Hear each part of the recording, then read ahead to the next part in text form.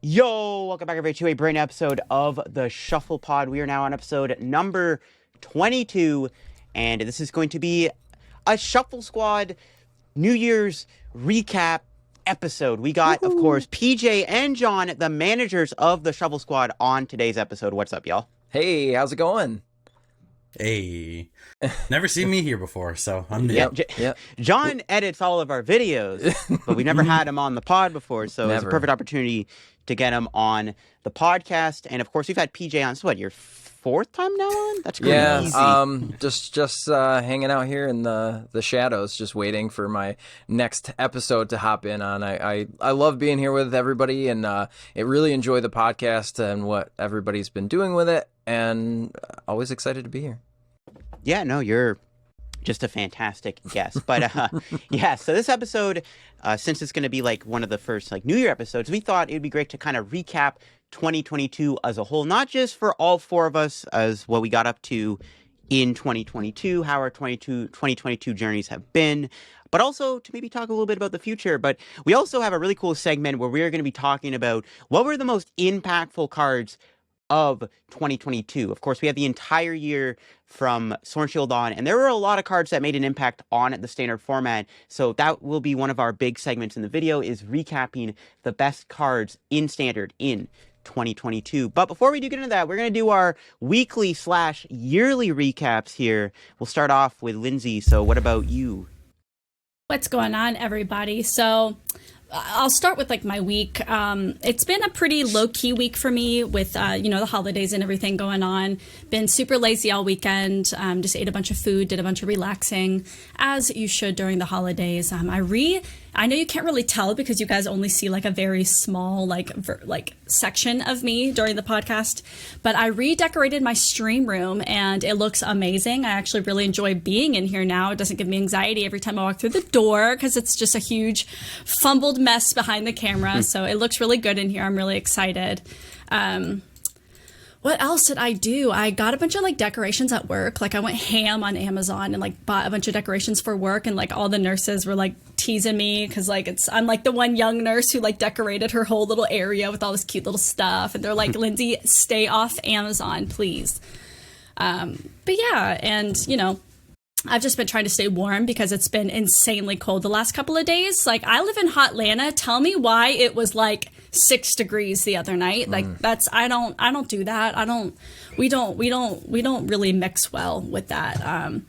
But in terms of the year, like my yearly recap is basically like everything Pokemon, right? Like I didn't really join the Pokemon scene until like beginning of 2022, really. So I've kind of really just, it's kind of weird sitting here like thinking about it and talking about how we're like, talking about this whole yearly recap. It's like this pretty much was my year. Like my involvement with Pokemon has been this year, and it's insane. Like I have all this Pokemon stuff behind me.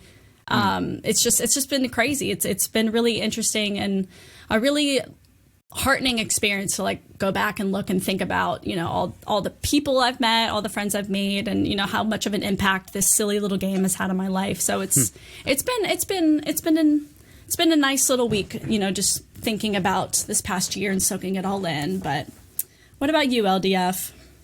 Yeah, so for me, my week was very, very calm. I, of course, celebrated Christmas with the family, which we didn't think we were actually going to make it to my family's house, still about an hour away. And we had a pretty nasty snowstorm on Friday, and they kind of live in like the middle of nowhere out east in Canada. But thankfully, we were able to make it, and I spent yesterday with the family. We had a lot of food, obviously. I took a nice big fat nap on their couch because, like, I don't like getting up early. I had to get up early for Christmas, and after eating at my family's house, I literally just like I was like, all right, y'all, they're all like making TikToks and like playing games and stuff, and I'm just like, all right, I'm crashing out. So I just took a nap on the couch for like an hour, but yeah, no, Christmas was pretty good. I guess in terms of what I got, that's the problem. Like as you get older and as you kind of like get your own money, you don't really need anything. Like for me, I didn't know what I wanted for Christmas this year. Like my dad and mom were like asking me like, what do you want for Christmas? And I'm like, bro, I don't know what I want for Christmas. Like, what do I need that I can't get myself? But I got It's some the clothes. adult struggle. The adult struggle. It Yeah. really is the adult struggle. Yeah, yeah. I mean, I got clothes for Christmas, which I wanted. I think I got a shelf for Christmas that's gonna go behind here where that star is. I'm gonna put all those Funko Pops on a shelf. Um, and then yeah, I just got like candy and stuff, just like very mundane stuff. Because like I don't really need anything for Christmas. Like I didn't really care about that. My mom was like, "Aren't you upset that you didn't get that many gifts this year?" I'm like, "I don't care. Like, what do I need for Christmas? You know, like gift cards and money and stuff. Like, that's about it." So it's kind of just how my Christmas has been. But it was nice. We had a nice white Christmas too, thankfully. So it got in the Christmas vibes pretty quickly. I guess for the yearly recap, so I had honestly a pretty crazy year. Obviously, my channel grew quite a bit. That's kind of the big story this year is my channel grew. I think I started the year off with 22,000 subscribers, and I'm now ending it with 36,000 subscribers. So pretty crazy journey to have been on. Dang.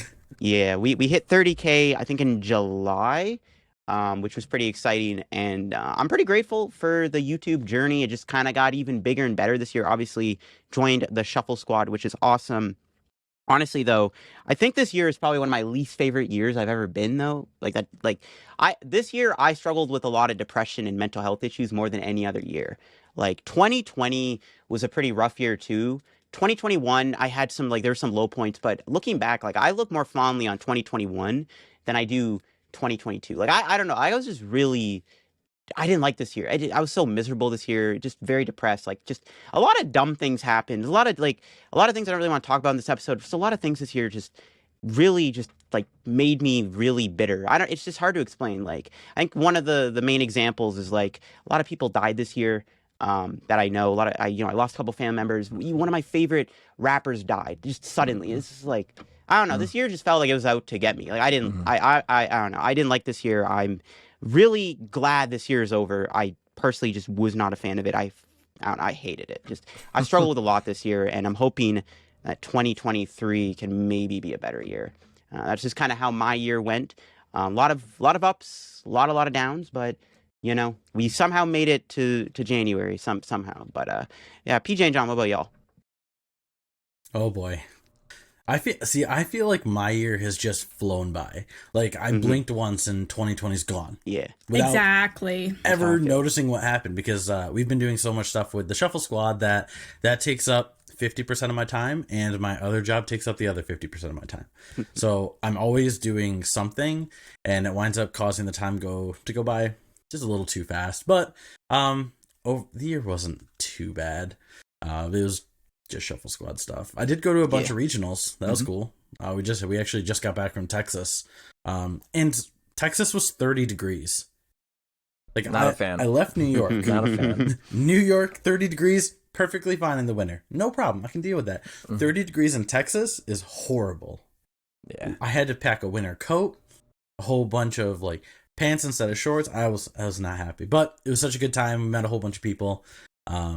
I think PJ's got probably like some of the most exciting stuff right next to him. Yeah. I mean, obviously, weekly recap, prepared with a family for Christmas. Got home from Texas, unpacked, and basically had to get presents wrapped and things prepared for the holiday upon us, and then did the whole family thing. And kids woke up at 5 a.m. In-laws were in from out of town, and they stayed with us. So got maybe 4 hours of sleep, which is normal for me. If anybody out there listening knows me, I generally get 4 hours of sleep anyway. But I did actually take a nap. Finally, I've never really taken a nap, but I did take a nap on Christmas. So that was my present to myself to do that. But just kind of recovering from all of the holiday hullabaloo. But to be honest, a yearly recap, just going back, I mean, LDF, as a counterpoint to you, I think this year for me has been probably one of the best, because I've had years like yours. I've had, a lot of ups and downs, and mostly downs throughout the year. And to see what the Shuffle Squad has created for everybody involved, not only myself, it's just absolutely amazing to think back of where we came. Jon and I, two dudes in a room, just trying to get a stream started. Didn't really know what we were doing, and just kind of fell into this project and the roller coaster ride that we took along the way. And now it's here. You know, we're going out to these regional events, and we're shaking hands, we're signing play mats, we're taking pictures with people, and then obviously driving the community as a whole. People like you, Lindsay, people like you, LDF, we've taken you from where you were and brought you up to this other platform, and we've done that for so many people. You know, the members that we've had. Wancho Primetime has some exciting news coming up too that involves us. We've got Michelle and Zach that are taking steam on the pro side of things with Cal Connor and Alex Shemansky, and we've added on Grant Manley, which is an awesome addition to our pro team.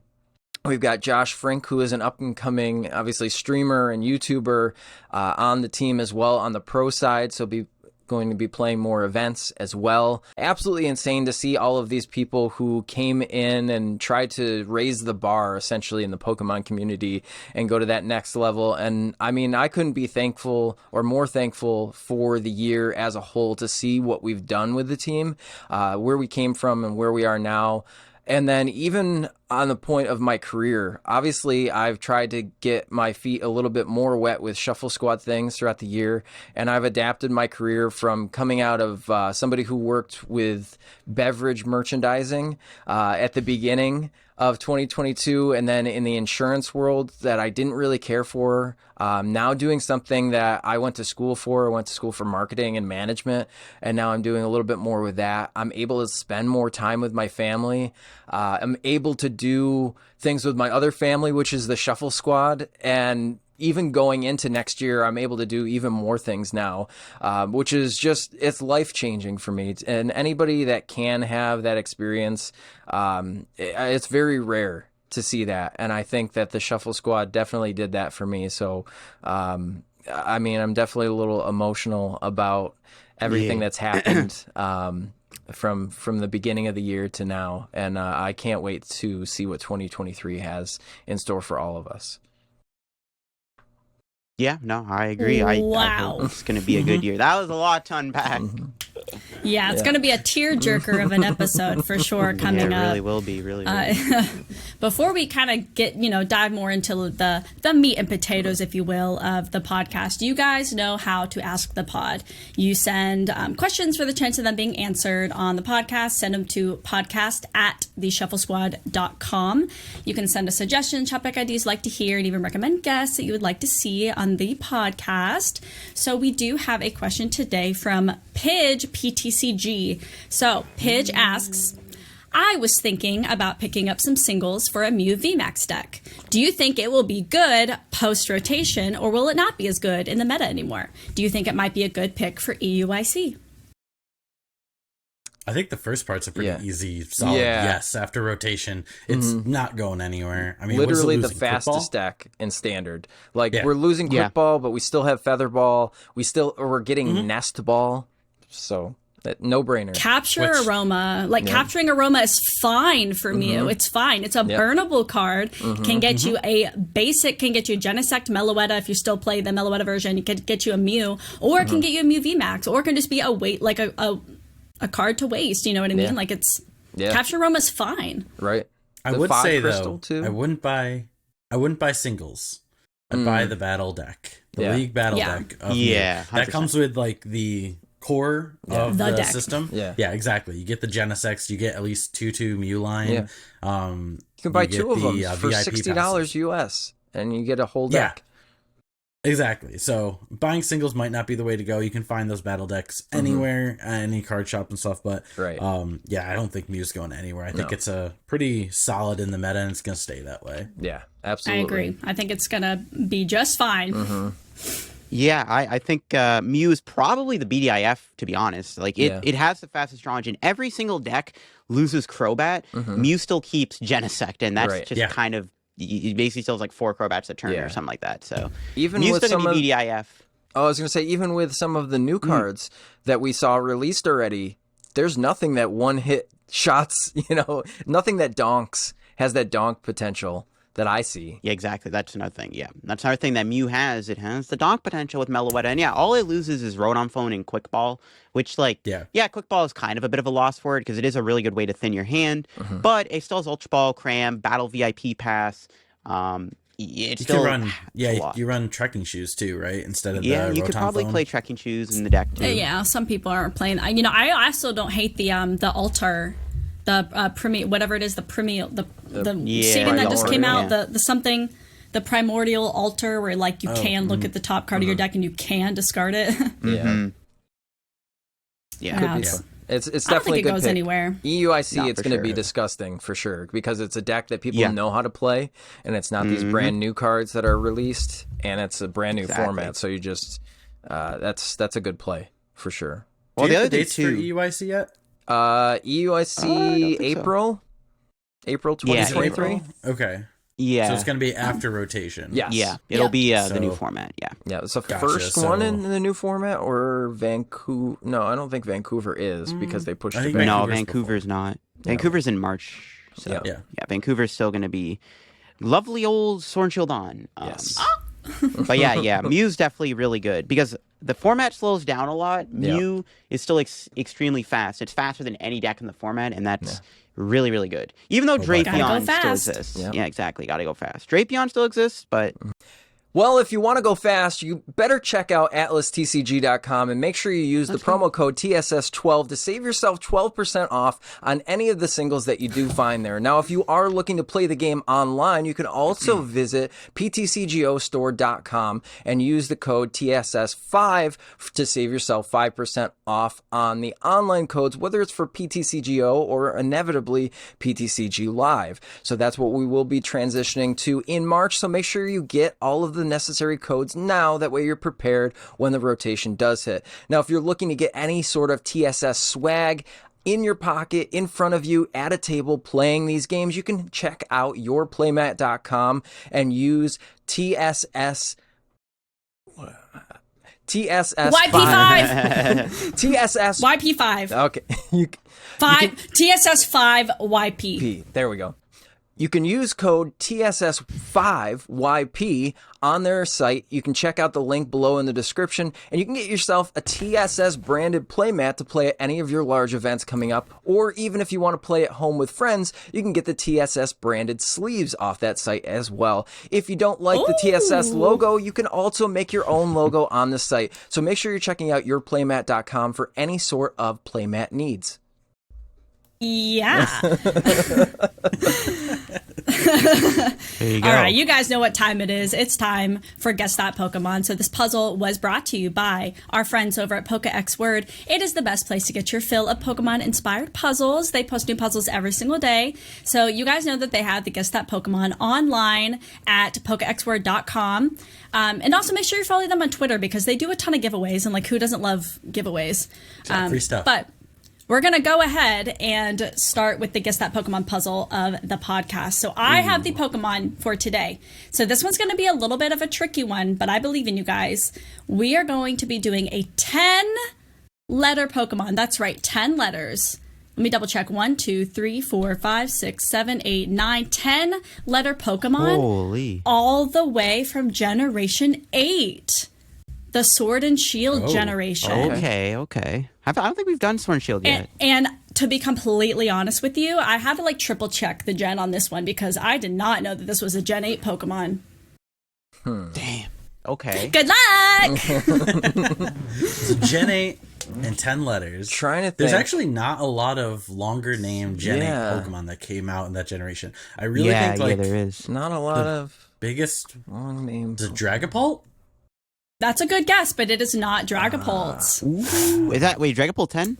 I think so, right? No, Dragapult's 9. Is it 9? Am I? Yeah. Oh boy. I don't even. You guys might need the other hint because like it is kind of a hard one. I was gonna say Eternatus, but Eternatus is 9 letters, is it not? Yeah. I feel like Wait, there's a I lot. think Is that I- also Gen 8? Yeah. Yeah, Yes, he it is, turns huh? Gen 8. Yes. Yeah, Yep. he turns Gen 8. Oh my goodness, you guys, crazy. Wait. I think let me count. I got a Pokemon. I don't know if it's 10 though. Okay. Of Gen 8. Oh, that's not it. Dang, Okay. it's like I'll go 12. ahead and give you guys the next hint. Yeah, why don't we because get the second hint? This one is kind of a difficult one. So I'll give you the Pokedex entry. Okay. And this is actually like a twofer. This is a twofer because you also get the color of the Pokemon in the Pokedex entry. Okay. Ooh. So I thought that this would be okay. So the Pokedex entry reads: They came over from another region long ago and worked together with humans. Their green skin is resistant to water. What? But it's kind of tricky because I'll tell you the Pokemon is not like necessarily resistant to water. I don't think. Oh, really? It might be, but like I'm just I trying to don't think of a remember that. Gen 8 green Pokemon. Yeah, that's tough. That's tough. I haven't played Sword and Shield in a while, too. Yeah, right. Trust, I did not know this Pokemon was Gen 8. It actually kind of threw me off guard. Huh. Might be a fire it's- Pokemon. Judging from the description, sounds like it could be a fire Pokemon. But it can't be Centiskorch, because that's like orange and too Their long. green orange. skin is resistant to water. Green skin green resistant skin. to water. Ah, what? Sometimes it has the ability antimicrobial skin. You were not Sounds wrong like it's a on this lizard one. or something. That's kind of where I was Lizard. at. Mhm. But migrated from another. It's a tough one. It's a toughie. It's a toughie. It is tough. I could give you the type, and that might give it away. Okay. I'll take the Yeah, type. we might This, have this to, is a tough honestly. one. This Yeah. this is a tough one. So our type is going to be steel. Steel. Okay, steel. Steel. See, That's why I'm like, I don't know if it's actually resistant to water or not, but Is it Berserker? good guess. No, Berserker's it's not. green. it's not Corviknight. That's not right? green. That's It's what I was. not Corviknight. That's what I was thinking all the way back. But yeah, that's too long. All right, The how name's many like letters are in letters. Grimmsnarl? Magnum knows. Yeah, Megan no, knows. they're like, come on, you guys, this is ridiculous. Mhm. Oh, but it is. I think you guys wanna want take to another tap stab out on at this it? Nothing on one. this one. A Gen 8 metal Pokemon or steel type Pokemon. Steel Pokemon. That's Yes. green. That's green. Interesting. I don't even feel think like there's it's a dual type. It's definitely dual type. steel type Pokemon that's green. Well, what's the? Oh man, the elephant one. Oh, Capraja? Capraja. Is it Capraja? It is. That's It a- is. Capraja. John, Okay. It the is. sleeper. Nice. It is. Man, You know, nice. I could have sworn I would have put money on it that Yeah. Capraja was like Gen like 6. Oh, okay. You Or don't ever 7, see I them don't know. anywhere. You really don't. And like I picked that one because so I've been playing Pokemon Violet recently, and I have only caught 2 shinies so far. One of them being a Skiploom, the other one being a Cufant, and I just evolved it into Capraja Nice. last night. So I now have a Very cool. shiny Shiny? Capraja. Shiny Which Skiploom is- is so that was good. tricky. Green, Yeah. green and yellow instead of green and orange. Orange, So. yeah. Very cool. That was tricky Nice. because I'm Capraja Yeah, literally- that's a tricky kind one. of not forgettable, but there's just not like that many like good Capraja cards. Yeah, Yeah. And one of the Pokemon cards does have the antimicrobial skin where it can't be affected by special conditions. Yeah. So Yeah, should yeah. have known Now that I as a remember which one that GLC is now. player. We should have remembered that. yeah. Yeah. Oh yeah, Capraja's good in GLC. That's facts. Yep. It has That's a true. lot of damage and a lot of health. Yes. Pokex Word, the best place to get your fill of Pokemon-inspired puzzles. New puzzles are posted every day, and they recently launched a new Guess That Pokemon puzzle, which is a ton of fun to play. Go check them out at PokeXWord.com and be sure to follow them on Twitter for your chance to win a ton of PTCGO codes every month. But speaking of all these different Pokemon cards, I think we need to start our little top 10 cards of the year. So like we're not really going to be doing this like in any particular order. Like we're just going to be meshing together a List list them of off. 10 Yeah. cards. Yeah. So who wants to start? Maybe an going? honorable mention. Yes. Yeah, it might be definitely some honorable mentions. There's a lot of cards. Yeah. But top 10 picks. LDF, you had a rolling list going too, right? You had your list and Lindsay too. John and I are kind of a little out of the loop. I made like a shorthand notes, some spark notes on my top 10, but yeah, what did you have? I got my list from my second channel that I posted a video on. Okay. So at number 10, I've gone with Radiant Charizard for my 10th spot. easy card to throw into any deck for a lot of like Radiant game damage. Charizard, winning a couple of regionals Exactly. definitely, Oh, I yeah. think, Yeah. earns that spot up there Yep. on the top billboard, Mm-hmm. the top billboard 100. Trade, yeah. Do we think it's the best Radiant Pokemon though? Yeah. What's some other I Radiant? think it's think the it best is. attacker, like by I think far. it is the best Oh, yeah. Radiant. I think it is. I think Greninja's good, very good in Lost Box, but I generally think Charizard is the best Radiant because it also, it won Baltimore, it won Peoria and Warsaw. Saw playing both Lost Box decks. Yeah. It's just and it's in Lugia too. It's a staple in Lugia. So like, I immediately Greninja feels like it's definitely the best Radiant. Its ability's so good. It's really good in Palkia. It's one of the focal points of the Palkia deck, to be honest. It's really good in Ice Rider. It's really good in the Lost Box decks. I use Right. Mirage Gate. My problem is I just think Charizard has more wins under its belt, and I also think Charizard just saw more play in general. I think if Charizard maybe didn't see play in Lugia, wasn't such a staple in Lugia, I think Greninja would have been the 10th spot. If I were to pick a number 11 spot, I think Greninja would be the number 11 Right. spot. Yeah, maybe Greninja's our honorable mention, to be Yeah. honest. Yeah, I would have it as an honorable mention. Greninja was never a $30 card. So you have to think of it that Exactly. way. There's a reason. Facts. Yeah. So, I mean, what was it when it came facts. out? Charizard was like $100 for just the one Radiant card. But that's any Charizard Yeah, that's card, true. I feel like. Anything that has that big old lizard on it is automatically going to be... But a Charizard And there's another that wins. Charizard, Radiant Charizard coming out. Oh, that's right. There's The another new Radiant artwork. Charizard. Yeah, in Crown Zenith. Yeah. Yeah, The new artwork is way better. It is way better. yeah, I agree. I expect the normal one to just go down a lot because of this one. Probably. Stonks. Probably. Yeah. Are we only gonna do one Radiant Pokemon? I think that the we top only one. need Unless one. you want to put both on your In- top 10 list. In you can put both on. 2022, I don't think we need any other Radiant Pokemon other than Charizard and Greninja. The other ones were kind of niche. Let's be honest. Yeah, here. Gardevoir would probably maybe Yeah. be in the It's- top 50 it's all right. at best. It's not. Now not next great. year. Yes, Next next year, year. Next though. year's different. Maybe Radiant Next- Etern will be in the top 10 next Yeah. year. Oh, yeah. Radiant Etern's looking Maybe. pretty spicy. There's some sweet things that I have theory-moned with that deck, and it's Yeah, it's I nasty. really like Radiant Etern. Yeah. I feel like Galarian Moltres from Evolving Skies deserves Okay. to That's an be LDF up on that favorite. list. is. It's It's one of been a my minute. It has been a minute since it's been featured in any decks, but I mean, nobody can forget how relevant it was. Like kind of more in like the when regionals first started coming back in the Salt Lake City and the Indianapolis regionals back in early 2022. I mean, it was like more so. Almost like it was such a good card. Like it Yeah. basically kind of is Charizard, obviously with more Yeah. more energies. It was one-shotting Muse. It was in a lot of different decks. So Yeah. I think that card is really, really good. Yeah, made I Urshifu agree. relevant again too. Like it's just I agree. It was single-handedly. what gave, without Drapion, Urshifu didn't really have a good Mew matchup. Yeah. And then, Tord's team was just like, oh, what if we just played it with Galarian Moltres? And the way you play your game, you don't even have to use the Urshifu. You just kind of build up to the Moltres. And the Moltres saw a little bit of play in the Fusion Strike format before 2022 in the Roscoth and Hoopa Moltres deck, but that kind of idea was expanded Right. upon. And Moltres saw a lot of play in Arceus too. Let's not forget Ian Robb obviously won Indianapolis with the Moltres Arceus deck. Moltres was just very good, and that definitely, for me, would probably be in the top 15. Yeah. I didn't have that in my top 10, but I would probably put Moltres at 13, maybe 12. Yeah, I remember playing Mew for Indianapolis and getting my butt kicked by a whole bunch of Moltres boxes. I played Over and Moltres in over. Indy. I played Moltres in Indy, and it was the MVP against a lot of decks, not including Mew. Like you could do 270 damage easy if they had one prize left, and so Yeah. I really enjoyed it. But I think we can all maybe agree that Arceus V-Star is kind of like the number one Yes. spot. I feel like it opened up a lot of creativity for the format. People were getting 1000%. and still are getting very creative with their Arceus decks. Yeah. Someone say it Yeah. broke the format.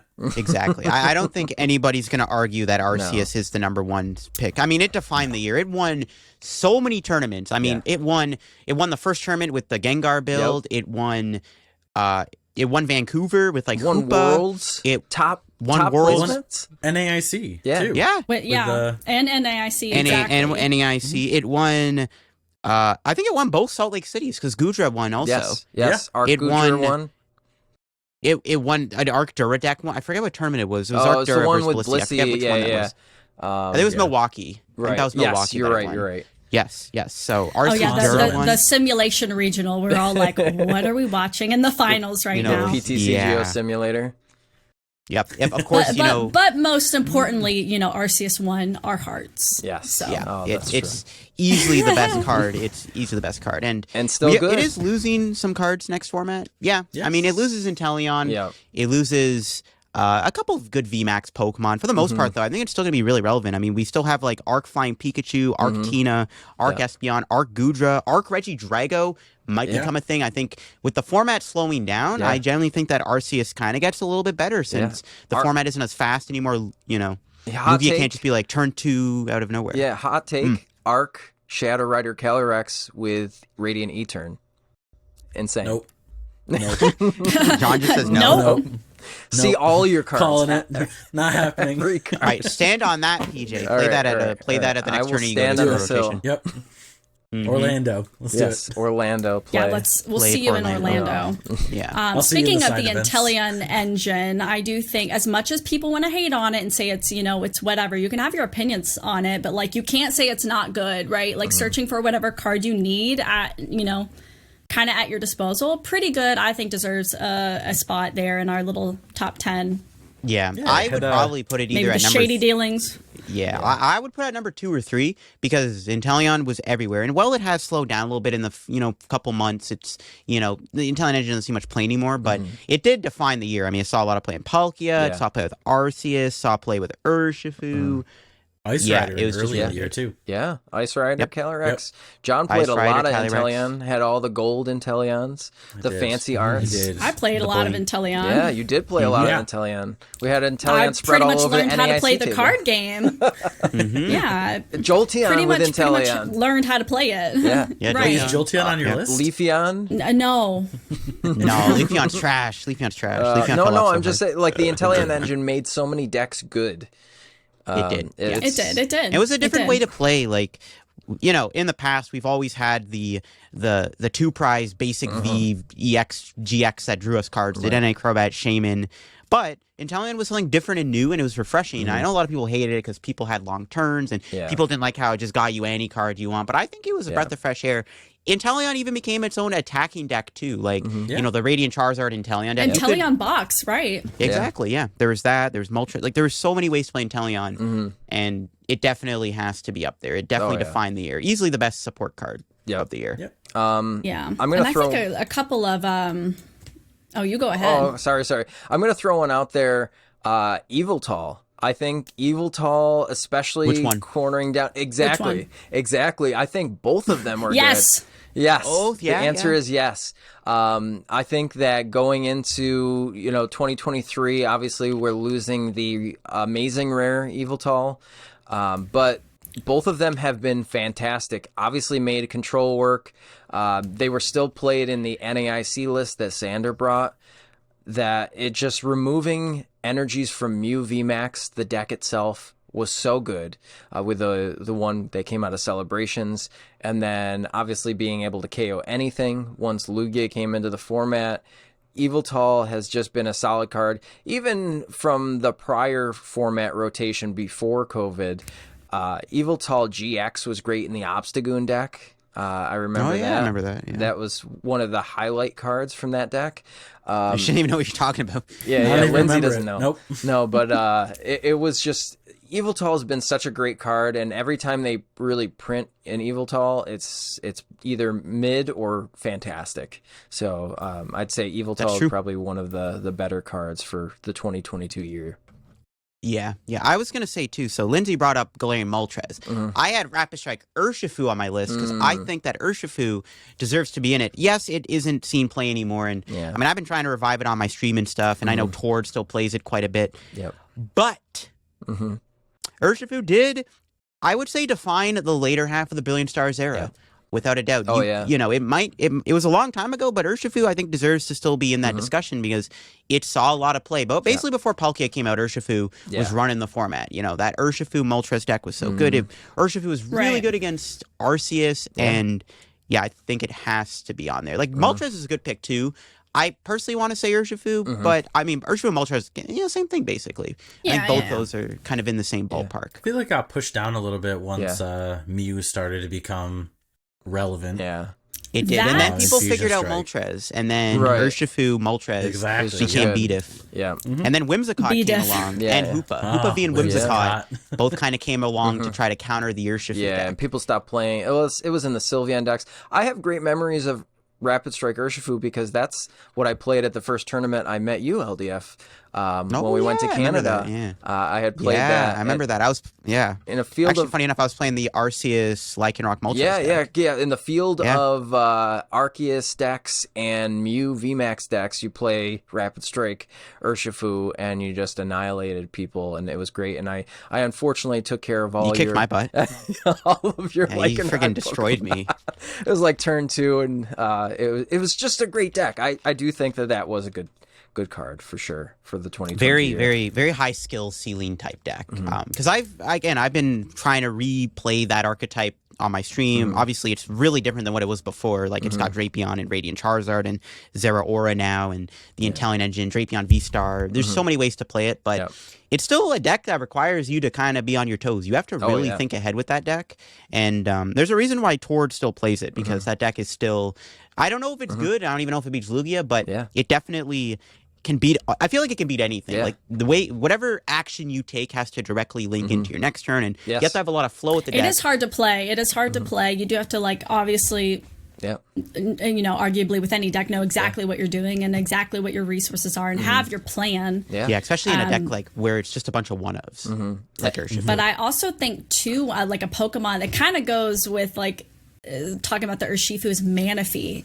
I don't think we realized yeah. how important Manaphy was this year when it came That's a good out. pick. I That's a mean, good pick. the crusher of my dreams. Yes. Rip But we lost Jolteon. Mew. Yes. When we Yeah. lost Mew, the bench was just vulnerable. Yeah. Yeah. that Manaphy. good old bench barrier. Manaphy might not seem like a very good card, but it really Yeah. is kind of the focal point. Like you could literally just put a Manaphy in your deck, and immediately your matchup against something like Palkia or Urshifu at the time, Anything with or Greninja in it. yeah, Greninja. That yeah. was the huge thing. Like even to this day, when you're playing Lost Box and your opponent flips over a Comfey Yep. or a Palkia V, you have to always battle VIP for that man if you turn one. It's still very important. Even now, I mean, we saw in Connor's list from Arlington, he played a Raikou in his deck, which is another reason why you should play Manaphy. Yeah. So yeah, Manaphy definitely is a pretty good option. It's kind of like Dunsparce, where it's like and Bibarel even. It's like a bench sitter, but it's a bench sitter that saves you and wins you games. Right. And it single-handedly made decks relevant/irrelevant. You got to think. It made single prize decks pop up. That was the big thing. Rapid Strike Malamar made it happen. was Because you just snipe out things. So many decks it was great in, and then it just flushed out the Urshifu. If you couldn't get it knocked out in time or canceling clone, it flushed out Jolteon VMAXs. It just Jolteon became extinct. Very quickly. yeah. That deck went yeah. extinct really fast. I want to touch back on Rapid Strike Urshifu because I just remembered in 2022, Lindsay, you and I had a great interaction when I played Rapid Strike Urshifu as well. When I swarmed the wound on you live on stream with the Urshifu deck. I didn't want to bring up that wound that was so violently and horrifically swarmed. Yes. Yeah, that Basculin, Yes. that mean Basculin. Mean Basculin. Ooh, Basculin. Just did it. Not a Yeah, great that card. swarming the wounds. Yes. I suppressed that, PJ. I suppressed that memory. It was a good Now memory. it's back. Now it's back. But no, it definitely was good. And Lindsay, I actually see that you have one of my top 10 picks here on your list. So why don't you go over what you think is, because you played it in the majority of your one? decks. It has to be, I think it's number 5 on your list that you have here. Okay, so yeah, stepping away from some of the Pokemon for a Yes. second, because it's not just about the Pokemon in the top 10 cards. There's our handy dandy supporters and trainer cards. So the item card that I had that I think everyone will agree deserves a top 10 spot, and it's going to be very sad when it rotates, is Scoop Up Net. So good. Yeah, Talk about a Net $5 easily- bulk card. Yeah, Yeah, $5 Net, is an crucial. understatement because you couldn't find it anywhere. So it was like almost $10 at one point because it was in every deck. Anything that played single prize Pokemon. Aside from like Mew VMAX, even in Arceus decks, you had to have 2 of for your Inteleon engine to make it run. Exactly. I know John and I were like scrambling to find, do we have enough scoop up nets for the both of us in a few decks? I think we had like 10. Because we were like, oh, Rebel Clash is just a garbage set, and we don't want to, you know. Rebel trash. Listen, still not the worst set of 2022. I will stand on this hill as well. Definitely not the worst set. But, you know, Rebel Clash had a lot of good cards in it, and then we just didn't realize. But it was a bulk card. You're like, it doesn't see a whole lot of play. It's not relevant. And then, boom, all of a sudden you need 4 in your deck to make it work. Super insane in its expanded format. I mean, being able to pick up EXs, such a great card. I would say throughout the entire year of 2022, that card carried its weight tenfold. So definitely an awesome card. Some other of these like item cards I feel like that need to be like honorable mention. Like obviously Battle VIP Pass has like shown a lot, especially in the later half of the year. Yeah. But I kind of want to mention like Cross Switcher too. I feel like Cross Switcher when it first came out, everyone was like, this card is garbage. They're like, But it's I feel like it's people have been like being able to show its full potential, and I feel like it has kind of earned its spot up there, like especially in some of these Palkia lists, and you know being able to like Cross Switcher and Melanie in the same turn, or like and Raihan in the same turn, or you know Marnie. It's like being able to do that like gusting power to where you get to pick what comes up. Right. That on top of being able to use another supporter for the turn, or like Irida or something else like that, I feel like it's just overall great. Yeah, absolutely. Yeah, Cross Switcher saw play in Palkia and Mew, so I think, good. mostly, right? Like, Yeah. Mew. Well, saw play in the And Turbo Lost decks, Box. too. Yeah, true. Lost Box and Turbo decks with Mew from Celebrations. Yeah, that's true. Yeah, Towards winning deck has got the Cross Switchers, which you beat Cal with. So definitely a good card that nobody really expected, and it's the same thing with custom catchers from the Sun and Moon era that nobody thought it was good until we lost Guzma, and then Guzma was gone, and we're like, what else do you play to gust with? And I think that's not necessarily what we'll experience in Scarlet and Violet. It's just another great card, because when you get the effect of 2 supporters in the same turn, obviously has always been great for Pokemon TCG. So I think that Cross Switcher is definitely a good card. Yeah. It might even still see play. Uh-oh. Should we wait do for we him to wait? come Yeah, back in? I'll see if he pops back in here in the next minute. I'll answer. I hope Riverside can still get his stuff. Well, he is the editor, so I'm he's- hoping he knows everything that's going on right now. Just- Yeah, he is Mr. Editor, so. Yeah, but we can. Oh, he said you guys. He can- said you guys keep going. Yeah, so where were we? Cross Switcher? Yep. So we were talking about Cross Switcher, and I think that the next one for me, because we were talking about some of the trainer cards, and I know I have my pick and you all have your picks, but I would say the best supporter card over the year for me has to be Marnie. So Marnie for me, the reason is just disruption. I've played Marnie since obviously it came out in base Sword and Shield, because it was played in so many degenerate decks. There was the Trevenant and what was it? Trevenant and the other ghost Dusknoir? Pokemon, Dusknoir, Trevenant Dusknoir. Tag Team Dusknoir, Tag GX, Team GX, yeah. so good in that deck. And just playing it, going Marnie path a lot of the times. Obviously, looking at the NAIC deck, having the quad Marnies. The Worlds deck had quad Marnies too. Marnie path, you just Marnie path your way to success. I think Marnie has been a turnkey for the whole Sword and Shield format. If you didn't play Marnie, what were you doing? Or at least a couple of Marnies. And disrupting the hand, we don't have a whole lot of that. When Roxanne came into the format, Roxanne was cool. It wasn't N, unfortunately, but we still have some sort of disruption. So I think over the course of the year, a lot of people find that card super toxic, and I tend to love those type of cards. But PJ, yes, you dirty. yes. But I mean, I still think it was a great card for the format. Yeah. I hate Marnie personally. I don't have a love-hate relationship with Marnie. I just have a hate-hate relationship with Marnie because as a content creator, every time I get Marnied into a bad hand when I had a good hand, which is why it's so drove good. me off the wall. I hate Marnie. I've won games because Marnie. I've lost countless games because Marnie. And we still have Judge. We'll have to see if Judge becomes Marnie's successor. I think Judge is very nice. Cool.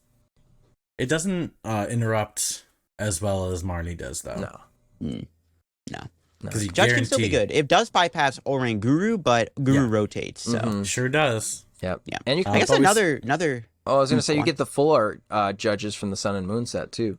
Those are pretty cool. Yeah. Those are nice. You get the reverse hollow one from the Heart Gold Soul Silver. Ooh. Lovely card. Another trainer I wanted to discuss, though, I guess another supporter, was actually Colress.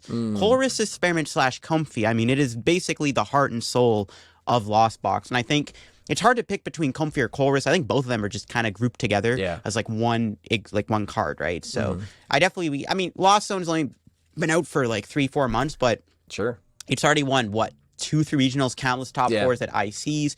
Lost Zone is like always going to be getting like top 8 at these tournaments. I mean, you got top 8 in Arlington, got top 8 in Toronto. You still got to put some respect on Lost Zone. So I definitely wanted to note Colress and Comfy. And even Colress is seen play outside of Lost Zone decks just because it's a pretty good supporter card. Yeah, we played it in Duraludon. It's really important. Yeah, Duraludon plays it. Weezing plays it. It's pretty good. And I can definitely see Colress. Honestly, even in rotation, I can see Colress still seeing play because it's a good card. You can also get rid of dead weight with it. You can get rid of cards you don't need anymore. Throw them in the Lost Zone. Very good card, and I think Colress has to be somewhere on this kind of discussion. I'd like to throw a card into the hat as one of the top 10. Sure. Okay. And specifically me, because for anyone who knows me, Lugia is by far my favorite Pokemon. I collect the cards, just basically anything to do with Lugia, I try and buy. And it was really awesome to see Lugia come up in the meta recently. The only problem with it is I don't enjoy playing the deck. Which is a little bit sad, but I think it's still a good deck. I think it is only, what is it losing in rotation? It's losing literally half the deck. All the energies. So like the last couple months have been really cool to see Lugia played so much. I don't expect it to be best deck in the format starting out after rotation, but it was still I still think it was a good card and worth talking about. I mean, it's about to be Lugia Single Strike.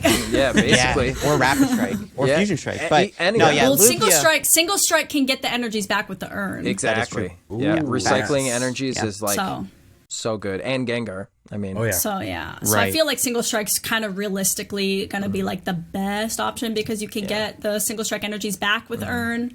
Yeah. But I think, Lugia is a great pick for this list because it's a late bloomer. Obviously, it's only been out for like 2 months now, but the impact that it's had on the format is untouched by anything. Like even Arceus, which I think we all agree is like the #1 spot, even Arceus and Palkia, they don't come close to Lugia in terms of like warping the format. It reminds me a lot of ADP when it came out. It just completely centralized the meta. And Lugia kind of is doing similar ADP effects where it's actually so good that it's gatekeeping a lot of decks from being good because the Eviltal and the Powerful Energy combo makes it really hard for decks to be able to succeed when it can just like insta KO things. And that's what makes Lugia so good. And it has to be probably #2. If Lugia was out a little bit longer, it probably would have been the #1 spot because it would have continued to be good. But without a doubt, Lugia has to be basically it has to be #2 behind Arceus because it may not have been out as long, but its dominance has been just absolutely insane. There's some cards that we talked about putting into Lugia in the Airbnb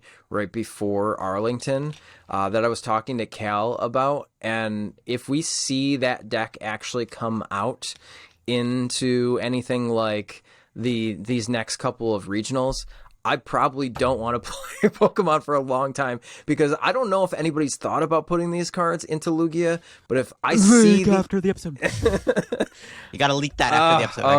Okay. I got it. All right, I literally, it makes Lugia ADP, and I don't want to play the game anymore. Yeah, because I need a deck for Orlando.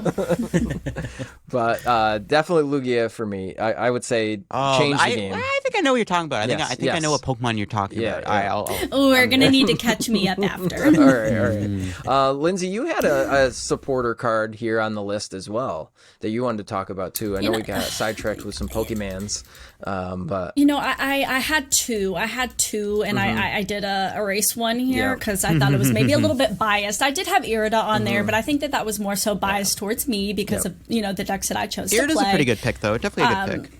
However, I think Raihan deserves to be on that list because Raihan is such a powerful card, and I feel like it is consistently seen play throughout the entire year. I felt like there wasn't ever a period where it like disappeared completely. Like there were decks like that were always playing Raihan. right.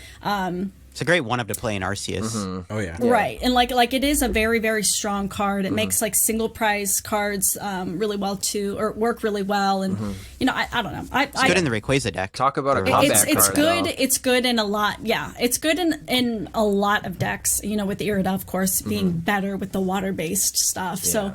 I don't know. I really enjoy Raihan. I think that it's a very, very strong card. I always played it in my Palkia list. I know not everyone did, but it was especially good. We get any when card you were you want. trying to.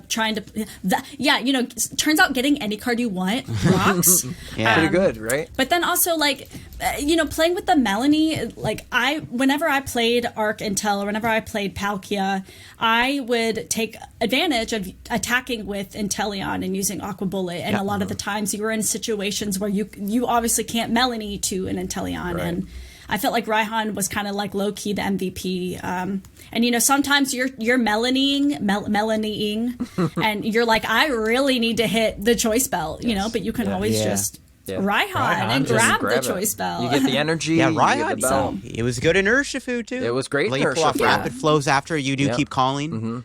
Yeah, Melanie Fu. So I really like top 5 Raihan. supporter. Yeah. I think it's a top 5 supporter probably. For sure. Yeah. Oh yeah. I will say a card that encapsulates me that has been good, wasn't good, became good again.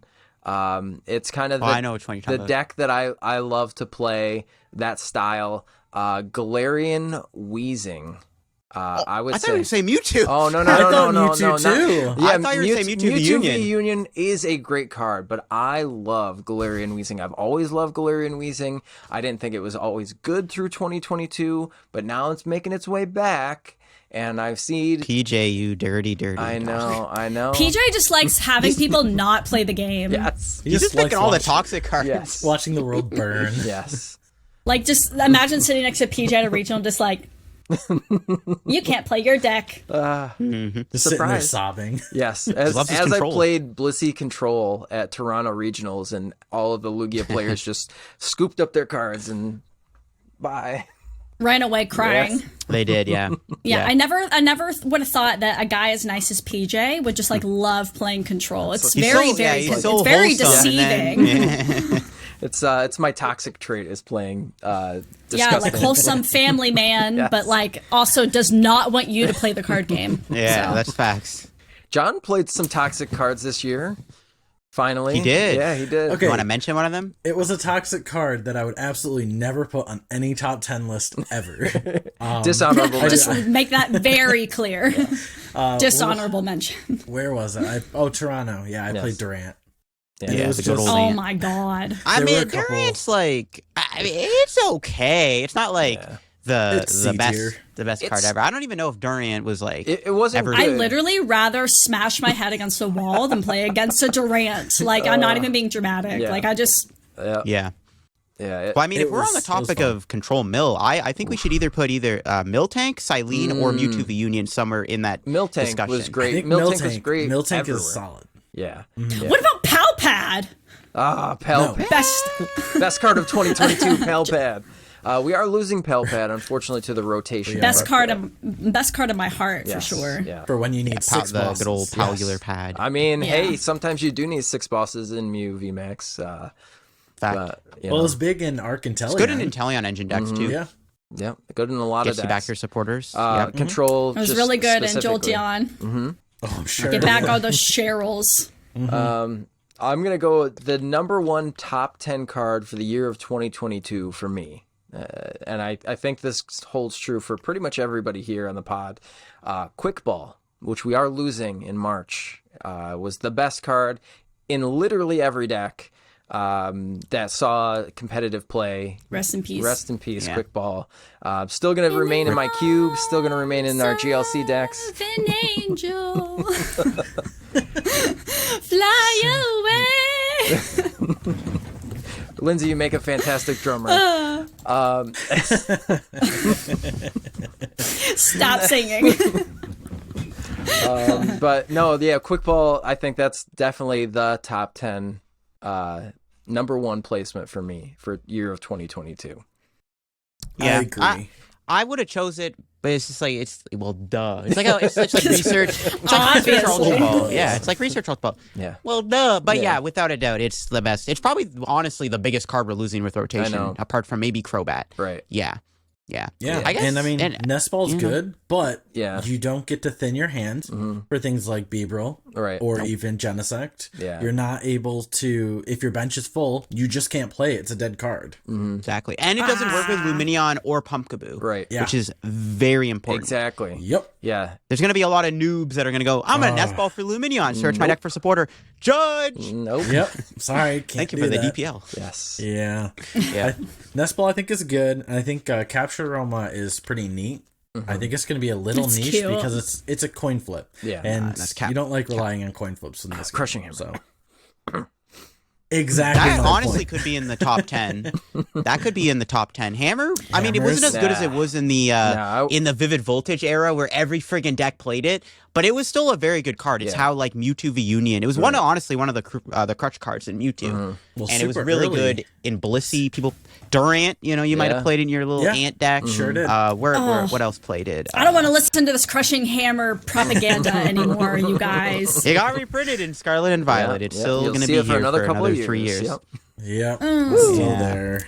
But I do gonna be think my we're in a 13th good reason. spot to transition Yes. to some of this, the TSS year recap. So there's been a lot of changes for, the Shuffle Squad in the year 2022. So, LDF had the idea of, why don't we do a little yearly recap with none only than the managers / founders / control players of the Shuffle Squad. Yes. Yeah, we've had, just in the four of us here alone, as of last year, PJ and I were doing the podcast. And then we kind of stopped because we had so much on our plate when we started the team. It was just more than we could handle. And we were like, you know what? We'll get other people to come back and do the podcast themselves. And we'll take a step back. And then we found you two. And it wound up working out great. Yeah, we're 22 We've episodes been deep doing now. it for 20-ish weeks now, so Yeah. Man, that's... Yeah. Almost a half a year. almost getting pretty close to like a whole year there. Yeah, no, and it's been great to do a pod. Again, before doing the pods, I used to I listen to a lot of podcasts all the time. I always have one playing in the background, Right. and I think we definitely, the Pokemon community does have a decent amount of podcasts, but I think our podcast we try to do something different than what any other podcast out there does, right? We want to separate ourselves from the pack, and I think me and Lindsay do a good job of doing that. Absolutely. Couldn't agree more. So, Yeah. You guys have been great. And then obviously all of us going to the regionals and meeting people in real life now has been a Very thing good time. post COVID. We started Indy was our first regional all together as a team. And then we moved into NAIC. We had our YouTube house, so that was a fantastic That was a memory blast. that we all have Yeah. together. And then, all of the other things to come and the things that we've done in between, helping you both out on your Pokemon TCG journeys. LDF, you already talked about your channel growing. Lindsay, your streaming has gotten better and better, and your camera quality and all of the other stuff you're playing has gotten better each time that we see you play, and it's been fantastic to watch you both grow. and get to that next point. So that's definitely been cool for me to see all of our players just do that. And then if anybody out there is listening and want to get on a team, definitely, like scout it out and try it yourself and see if you can at least get a playtesting group or people that you're friends with. And, we all talk with each other. We have our Discord, and that's been another cool thing to see all of the people. Elena is a new member to us as well. Gaia Storm. She's from Spain. She's been a great addition to the team as well. So that's a new member that we added on. Wancho has been absolutely fantastic to join us. So Wancho's put out amazing videos, amazing caster too. We did Tournament of Champions this past year, right? We did that. That was a big thing for us. Yeah. So that was like a huge ordeal. Well, I was going to say real quick, if you like, even just talking about some of these new members, the fact that you opened up the content side of things was something new that happened this year too. Yeah, because you don't see a team that has the content and the pro side of things. But yeah, John, what were you saying about, you're talking about the team a little bit more. Yeah, well, exactly that.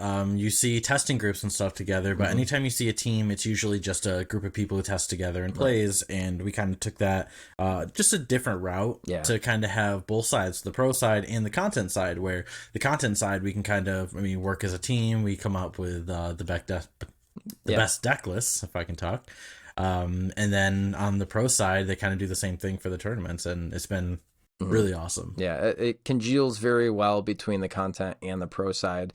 We obviously mix and mingle in between both sides a little bit, but definitely, aiming towards that bigger presence in the Pokemon community. And I think that we've definitely achieved that more than John and I could have ever imagined, coming from where we were to where we are now.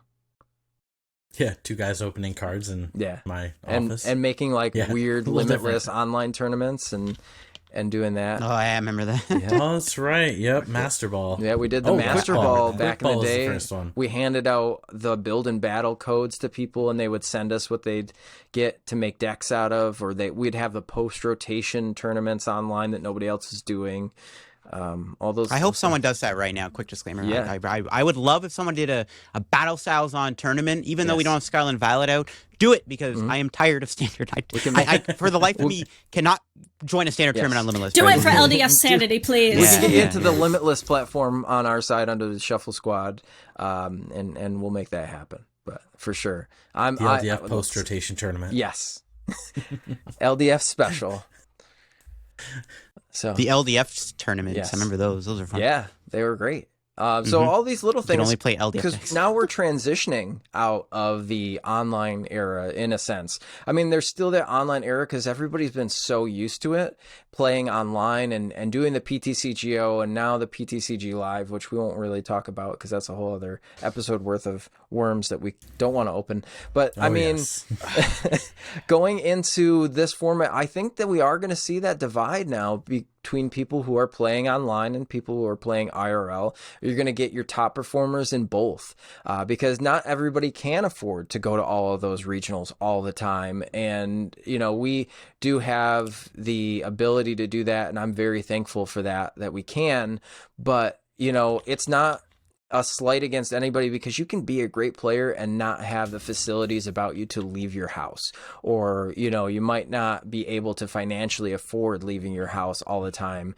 It could be job constraints. I know that all of us here work with that struggle of trying to figure out what's of most importance, and sometimes it isn't Pokemon, and that's okay. But the online era gave light to those things. Robin and the Limitless community brought together that platform to play online, and now we have those tournaments that we can do and see going forward. So I think that that's a huge takeaway for us and the community as a whole through 2022 for sure. Yeah, that's been a bigger pill for me to have to swallow, especially recently, having to definitely spend more time, away from some of the Pokemon stuff in terms of in front of the camera. I obviously haven't been streaming as much recently, but that's because I've been preparing for Orlando. And for some people, it might be not that big of a deal to balance, the content creation side and the preparing for a regional and wanting to do well side of things. But I also work, an 8 to 5, Monday through Friday at a cancer center, right? Like it's a very emotionally, mentally, and physically exhausting job. So, as much as I hate that I've had to kind of step away from a lot of the online stuff recently, don't worry guys, I've been doing tons behind the scenes to make a showing for myself in Orlando. So absolutely. And I think a lot of us are going to Orlando, right? yes, yeah, The whole team, except for people across Orlando! the pond. yeah. Anybody non-NA based are probably going to be there. So if you want to come out and Going to see Orlando, anybody from the Shuffle Squad, definitely stop over to Orlando, and we will be there to say hi. Yeah. But I wonder, I guess this is kind of unrelated. I wonder if masks are going to be required at Orlando. Yeah, I've that's heard rumors like that a they're not weird- going to be most required. likely. yeah, I think it's a TPCI thing, because if you look at all of our other venues, we were the only ones in there I'm going to say yes. that had Yeah, masks. because I remember they canceled Florida last year Right. because of that reason, right? So Yes. I don't know, it's something I just was thinking about. I wonder if Yeah, that's I going to think be a crutch or not. has something to do with the laws in Florida not requiring or not allowing places to require masks. Yeah. But who the heck knows? Pokemon kind of does things randomly at random times, so they could drop something right before the regional saying, hey, Right. for this one it's not required. But Pokemon needs to cater to the whole world, not just the Not US. just- So yeah. Right. their guidelines need to be the same across the board, and they can't just pick and choose where they want to have a mask mandate. I mean, it's just been so good with the team. Obviously, if you are struggling in any way, everybody here at the Shuffle Squad is always here for you to talk to. Speaking from experience with the whole year, and obviously having so many great things happen. We've all gone through the depression and the anxiety that come with any competitive game, and then the stress of life. I'm balancing a team with Jon and everybody else involved in that realm, not only balancing a brand new business that we had created and moved. My wife does a eco-friendly store. We have the 2 kids, we have the house, so all the adulting things. Just being able to power through and have all this other stuff actually happen to us has been fantastic. Jon has come leaps and bounds with his job. Obviously LDF has come leaps and bounds with his channel. Lindsay, you've come leaps and bounds with your job as well. So really just super thankful for everything that's come about from this whole year. Yeah, YouTube for me, I think is really the only silver lining this year had for me, to be honest. Like this year was rough for me. I did not I think even from January, I was just like, I can feel this year is going to be trash. And honestly, again, I think YouTube is really the only thing that kind of kept me going. I think that without YouTube, I would probably not be in a very good spot right now. Because YouTube really does it's good for mental health because I got to put on the certain type of energy when I film a video and record it, and that allows me to kind of escape from the depression mental state that I've been in recently. So it's just. Did you upload a video every single day this year? I missed 4 or 5 days of uploads, but consistently I probably uploaded over 360 videos. That's Wow. insane. Wow. That is a lot of content. That's a lot And that's of not even videos. including the Shuffle Squad and my second channel and all the hours I streamed it too. Yeah, it's kind of like a good way to get things off my chest, even if I'm not talking about anything specifically. It's just a good way to I'll record Distract a video. your mind and Yeah, I'll wake up in a bad mood for whatever reason, or something will go on in my life that just really gets me mad or sad or whatever, and then I'll make a video and then or stream and I'll just feel better. Right.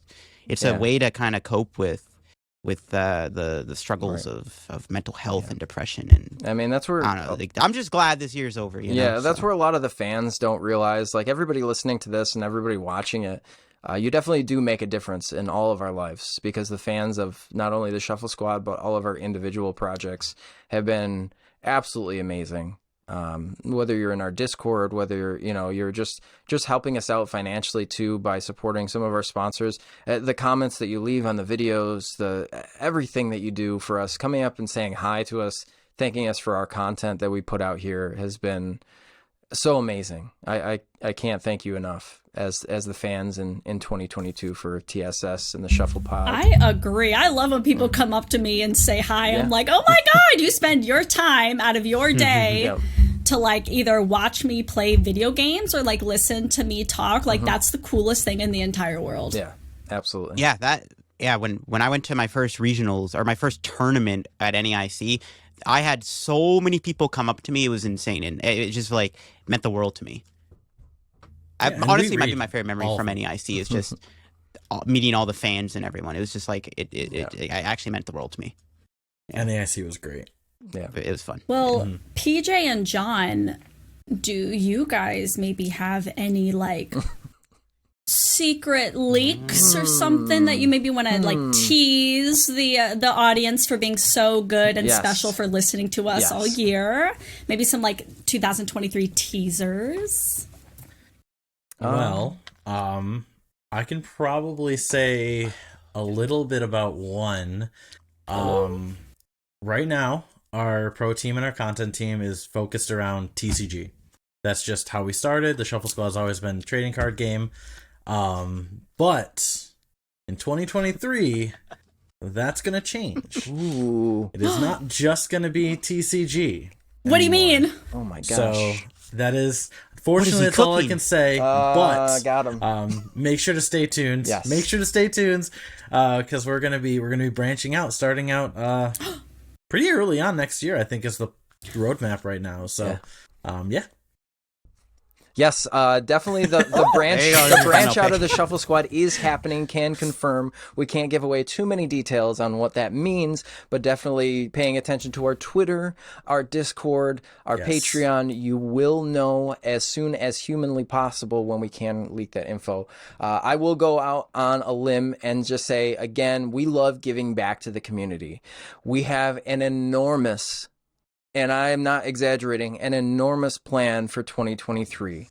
We will be leaking the information in February, so stay tuned for that. But it means huge things for not only people who play the TCG IRL, but also people who play the TCG online.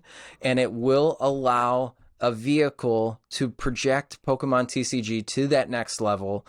It will be a community-driven event in which something is going to happen at the end of the culmination here of our project that we are starting in conglomeration with a lot of other bigger Pokemon names. And I said In conglomeration. Yes, and that's not just TCG Pokemon names. So we're very excited about this project. We can't say too much about it yet, but again, February is supposed to be the release time. So throughout January, I know we all as a group are going to be working towards that goal to release this project to the wild and see what it has to do for Pokemon. Just make sure you follow us on Twitter, subscribe here, and well, you'll find out. You'll be the first to know. Yes. Yeah, And it's I'm gonna about be big. this close to just switching over to VCG. I'm just saying. I'm just Hey, saying. That's what I'm playing in Orlando. Yeah, John's Aren't VGC. you For real? switching, Jon? Oh yeah, Yep. John's switching to VGC. I like low key, like, Yeah. so I might pick your brain later about that. But Oh yeah. yeah, any other like things you guys want to touch on? I think that just I think we've been. yeah, I think this is a good place to end it off. it's definitely a great place I'd to say end so. the year, to end the pod for this 2022 season. And this 22 episode. Oh, well, that's kind of what the heck? I didn't even realize. It's all coming together. You're is. welcome. You're welcome. I didn't even realize that. Yep. All right, cool. That's like perfect. All right. Anyways, y'all, I think with that out of the way, I mean, I would say the floor is yours, but you know, it's just kind of I was gonna say you can follow us at the Shuffle Squad. Yeah, just follow us anywhere you But see I'd hope at this TSS, point- the Shuffle Squad, Yeah. the Shuffle Pod, all of that will be here for you for the next upcoming 2023 season, and we'll catch you next time on the Shuffle Pod. peace. The Shuffle Squad is proudly sponsored by Atlas Collectibles, the best place to buy any trading card game product online. Visit atlastcg.com and at the checkout screen, make sure to use code TSS12 to save an unbeatable 12% off your entire order. Atlas Collectibles will ship your product anywhere in the world, so make sure you're taking advantage of the 12% savings with TSS12. And if Pokemon is not your thing, don't worry. Go to atlastcg.com and see all the other amazing trading card game products they have there to offer. The Shuffle Squad is partnered with PTCGO Store to provide our community with the best access to Pokemon TCG codes. They have codes available 24/7, instant email delivery, and you can save 5% off by using code TSS5. If you're a YouTube member or Patreon supporter, you'll have access to a special code that gets you 10% off. So what are you waiting for? Use code TSS5 today and save 5% on your next order of codes on any codes available at ptcgostore.com. Pokex Word, the best place to get your fill of Pokemon-inspired puzzles. New puzzles are posted every day, and they recently launched a new Guess That Pokemon puzzle, which is a ton of fun to play. Go check them out at PokexWord.com and be sure to follow them on Twitter for your chance to win a ton of PTCGO codes every month. Check out the Late Night Series Season 6, brought to you by myself, Zach Lesage, and the Shuffle Squad. We're going to be running a bunch of sick events for the Pokemon community, and they start on August 30th. So one thing you might be noticing here is that there's an EU time and an NA time. We have one at 12 p.m. Eastern, which works out to about 5 p.m. in London, and then we have one at 7 p.m. Eastern, which should help out a lot of players on the West Coast play in this event. That being said, we still have a lot of cool things going on. Expect similar prizing that we've had for other Late Night Series events. Expect better staffing, expect better tournament experiences, and of course we do have a stream going up for this season as well, and I will be streaming the event on Twitch. That being said, we have the whole season up on the Play Limitless website.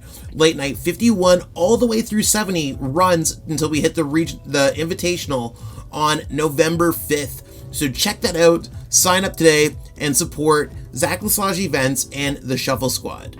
See you there.